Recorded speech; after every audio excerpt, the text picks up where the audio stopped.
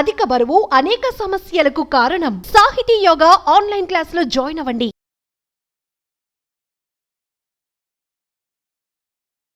So చాలామంది money మంత్ర classes ఎప్పుడెప్పుడు ఎక్కడెక్కడ ఉంటాయని చెప్పేసి అడుగుతున్నారు కాబట్టి సో ఫస్ట్లీ మనీ మంత్ర క్లాసెస్ అయితే 26th January 2025 విశాఖపట్నంలో ఉంటుంది.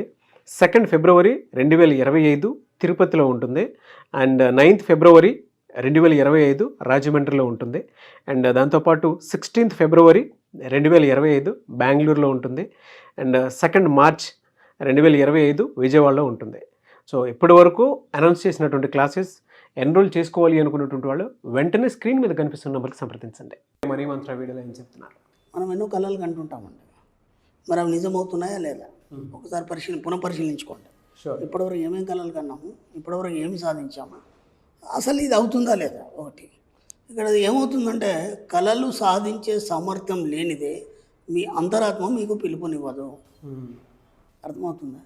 అంటే ఒక కళ పడింది, ఒక విషయాన్ని నువ్వు కావాలని అనుకున్నావు, దాని గురించి నువ్వు ఆలోచించావంటే దానికి నువ్వు సామర్థ్యం కలవాడివి అయితేనే నీ అంతరాత్మ దానికి పిలిపిస్తుంది. అంటే అలాంటి కళను కలే యొక్క యోగాన్ని నీకు కలిగిస్తుంది. అంటే ఇప్పుడు ప్రేరణ ఎక్కడి నుంచి వచ్చింది?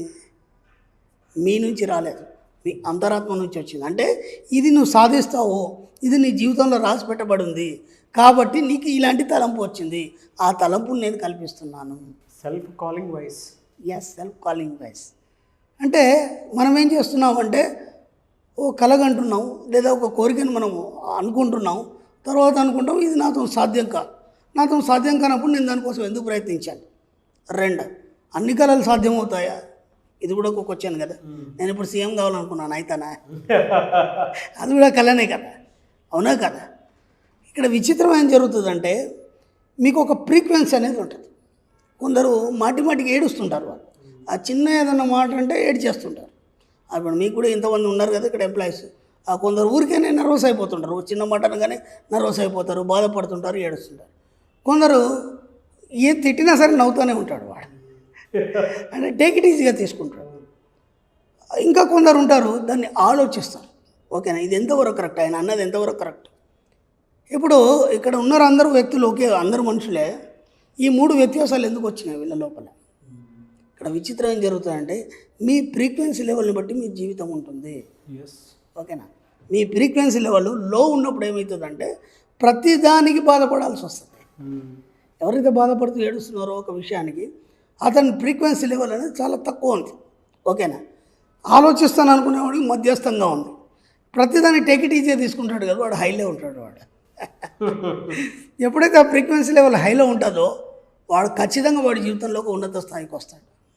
ఓకేనా, కాబట్టి మీ కళలు కానీ సామర్థ్యం ఏదైతుందో మీ అంతరాత్మ మీరు సాధ్యమైతేనే పిలుపునిస్తుందంటే మీ ఫ్రీక్వెన్సీ లెవెల్ చాలా హై స్థాయిలో ఉంది అన్నప్పుడే మీకు వాటి పట్ల ఆలోచనలు వస్తాయి. కానీ చేస్తున్నారంటే మీ ఆలోచనల ద్వారా, మీ ఆలోచనలు వేరు, అంతరాత్మ పిలుపు వేరు. ఎందుకని చెప్తున్నానంటే ఇంతకుముందు మనం చెప్పుకున్నాం conscious mind, sub conscious mind. ఓకేనా, కాన్షియస్ మైండ్లో మీ ఆలోచనల ద్వారా ఆ అంతరాత్మను మీరు అదిమి పడుతున్నారు కాబట్టి మీరు అనుకున్న కళల్ని మీరు సాధించలేకపోతున్నారు. కాబట్టి ఇప్పుడు ఏం చేయాలి మీరంటే ఒక కళను మీకు ఒక ఊహ కానీ ఒక కళ కానీ ఎందుకు వచ్చింది? కళలు ఎందుకు వస్తాయి? బలవంతంగా అంచుకున్నటువంటి కోరికలు ఏవైతే ఉన్నాయో వాటిని మనము బయట తీర్చుకోవడానికి మనకు సాధ్యం కాదు. అంటే నేను ఉన్న పొలంగా నేను ఒక లగ్జరీ చేయాలని అనుకున్నాను, ఇప్పుడున్న పరిస్థితిలో నీకు సాధ్యం కాదు కాబట్టి అది కళ రూపంలో మీకు సాధ్యమవుతుంది. కళ రూపంలో ఖర్చు లేదు కదా. మీరు ఒక మంచి ఒక భవంతికి వెళ్ళినట్టు కానీ, లేదంటే ఒక పెద్ద గ్రాండ్ ఫంక్షన్కి వెళ్ళినట్టు కానీ, ఆ గ్రాండ్ ఫంక్షన్లో మీరు వీఐపీ లాగా మంచి కోట సూట్ వేసుకున్నట్టు కానీ, అందరు మీకు హాయ్ చెప్తున్నట్టు కానీ, ఇదంతా కళ రూపంలో పడిపోతుంది. ఓకేనా, అంటే నువ్వు ఆ కళ ఎందుకు వచ్చింది నీకు? బలవంతంగా నీ అంతరాత్మ పిల్లలను నువ్వు అడ్డుకొని దాన్ని అలాగే అనేది ఒక్కవు కాబట్టి కళ రూపంలో దాన్ని బయటకు వ్యక్తం చేసి అది అయిపోవాలి, కంప్లీట్ అయిపోవాలి. అర్థమైందా? కానీ మీరేం చేస్తున్నారంటే మీ కాన్షియస్ మైండ్ ద్వారా అన్నిటిని నొక్కి పడుతున్నారు, అవి కళ రూపంలో తీర్చుకుంటున్నారు తప్ప కళని జీవించేటట్టుగా మీరు ఉండట్లేదు. కళ పడడం కాదు, ఆ కళల్లో మీరు జీవించాలి. జీవించినప్పుడు కదా అవి సాధ్యమవుతాయి. ఇప్పుడు మీరేం చేయాలంటే మీకు ఏవైతే కళలు పడ్డాయి మీరు అర్హులని మీకు ఇప్పుడు అర్థమైంది కాబట్టి ఆ కళలు సాధించే వైపుగా మీ ఆలోచనల్ని పరిగెత్తించాలి. అది ఎలాంటి కళ్ళైనా సరే, ఏ కోరికలైనా సరే, అటువైపుగా మీరు ఎప్పుడైతే ఆలోచిస్తూ మీ యొక్క ప్రయాణం సాగిస్తారో ఆటోమేటిక్ ఏమవుతుంటే దానికి సంబంధించినటువంటి బోలెడ్ వైబ్రేషన్స్ మిమ్మల్ని ఆకర్షించడం మొదలవుతాయి. అంటే ఏమవుతుంది, ఇప్పుడు మీరు ఒక మంచి స్టార్ హోటల్లో మీరు ఒక హై స్టేజ్ ఒక లెవెల్లో ఉండాలని మీరు ఏదో అనుకున్నారు, మీరున్న పరిస్థితిలో మీరు అది చేయలేరు. ఇప్పుడు ఏమైందంటే అనుకోకుండా ఏదో కంపెనీ నుంచి మీకు ఒక ఆఫర్ రావడం, అర్థమైందా? కంపెనీ నుంచి తీసుకెళ్తారు చాలామంది. ఉన్న బలంగా ఏమైపోద్ది అంటే మీకు ఆఫర్ రావడం, ఆఫర్లో మీరు పాల్గొనడం. ఇప్పుడు ఖర్చు అంతా కంపెనీ భరించేసి ఆ లగ్జరీస్ లైఫ్ని మీకు చూపించేస్తుంది. అర్థమైందా? మనకి ఇప్పుడు అమెరికా లాంటి పెద్ద పెద్ద దేశాల్లో ఏముంటాయంటే ఫాంట్ ఆఫీసెస్ ఉంటాయి అక్కడ.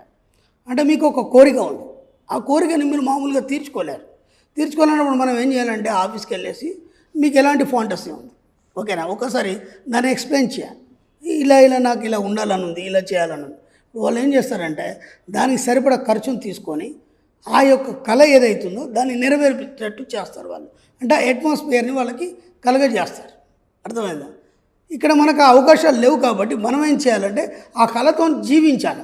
జీవించినప్పుడు ఏమవుతుందంటే దానికి తగ్గ అవకాశాలు ఏదో రకంగా మీ దగ్గరకు వస్తాయి. ఇందాక చెప్పినట్టు కంపెనీ వాడు తీసుకెళ్ళి చూపించడం, లేదంటే ఉన్న పొలంగా ఏమైందంటే ఎవరో బంధువులు మేము పళ్ళని ఊరు వెళ్తున్నాము, ఓకేనా, మీరు కూడా వస్తారా అన్నప్పుడు మీరు ఎవరు రారన్నప్పుడు అరే నేను వస్తానప్పుడు ఆటోమేటిక్గా వాళ్ళతో పాటు తీసుకెళ్ళేసి మీరు ఏ ఏ ప్రదేశాలు చూడాలనుకున్నారో అవన్నీ వాళ్ళు అన్నీ చూపించేస్తారు. అంటే ఇక్కడ ప్రతి కళకు డబ్బుతో ముడిపెట్టాల్సిన అవసరం లేదు. మనం కోరుకునే వాటికి డబ్బే కావాల్సిన అవసరం లేదు. మీ కళల్ని ఎలా సాధించుకోవాలన్నప్పుడు ఆ కళల్లో జీవించినప్పుడు ఏమవుతుందంటే దానికి తగ్గట్టు అట్మాస్ఫియర్ అనేది మీకు ఏదో రకంగా విశ్వం కలగజేస్తుంది, మీ కోరిక తీరిపోతుంది. సింపుల్. కాబట్టి కళను సాధించే సామర్థ్యంలో మీ అంతరాత్మ మీకు పిలుపునిస్తుంది. ఏమనంటే నువ్వు దీనికి అర్హుడవే, నువ్వు ఎక్కడ కూడా డిసప్పాయింట్ కాకు, నేనున్నాను, దాన్ని ఎలా సాధ్యం చేయాలో నేను చూసుకుంటాను. నువ్వేం చేయాలి, కేవలం దాని కళను కంటూనే ఉండాలి, దాంట్లో జీవించాలి. అదొకటి మనం చేస్తే చాలు. కాబట్టి everything is possible with this subject. ఇది ఏదైనా సరే మన సబ్జెక్టులో సాధ్యం అనేది ఉంటుంది, కానీ అసాధ్యం అనేది లేదు.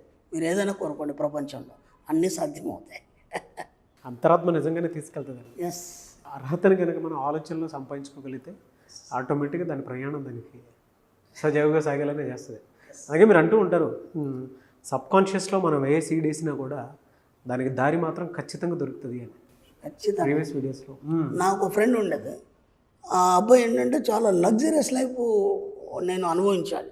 ఎలా ఉండాలంటే పక్కన ఒక 5-6 ఉండాలి, ఎప్పుడు విఐపి లాగా. ఆ విఐపి లాగా ఒక ట్యాగ్ ఉండాలి, ఓకేనా, బ్రహ్మాండమైన ఒక మహారాజా భోజనం ఉండాలి, ఓకేనా.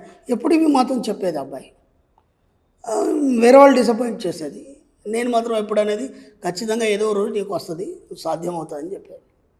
అనుకోకుండా ఏమైందంటే గవర్నమెంట్ నుంచి యూత్ ఫెస్టివల్స్ అనేవి వచ్చాయి. ఎవ్రీ ఇయర్ యూత్ ఫెస్టివల్ చేస్తారు, మనకు జనవరిలో చేస్తారు.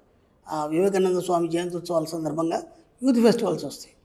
ఆటోమేటిక్గా ఈ అబ్బాయి దాంట్లో సెలెక్ట్ అయ్యాడు. సెలెక్ట్ అయిన తర్వాత ఏమైంది, ఆ నేషనల్ వైడ్ చేస్తారు, దానికి కూడా సెలెక్ట్ అయ్యాడు ఈ అబ్బాయి. వారం రోజులు ఉంటుంది ఆ కార్యక్రమం. వారం రోజుల తర్వాత వచ్చి చెప్తాడు, నేను ఏమేమి అనుకున్నానో అదంతా అక్కడ అనుభవించాను. నాకంటూ ఒక సెక్యూరిటీ, నాకు ఒక ట్యాగ్, ఒక విఐపి ట్రీట్మెంట్ అనేది నేను అక్కడ చూశాను. సాధ్యమైందా లేదా? కాబట్టి ప్రతిదీ సాధ్యమవుతుంది మన లైఫ్లో. ఎక్కడ కూడా నిరాశ నిస్పృహలతో ఇది కాదు అనే భావంతో మీరు ఎప్పుడు నిరుత్సాహపడకండి. ఖచ్చితంగా మీ కళలో జీవించండి, అనుకునే సాధ్యమవుతుంది. ట్రూ అండి. Thank you sir. Thank you so much doctor Shri Acharya Anantakrishna Swami గారు. థ్యాంక్ యూ అండి.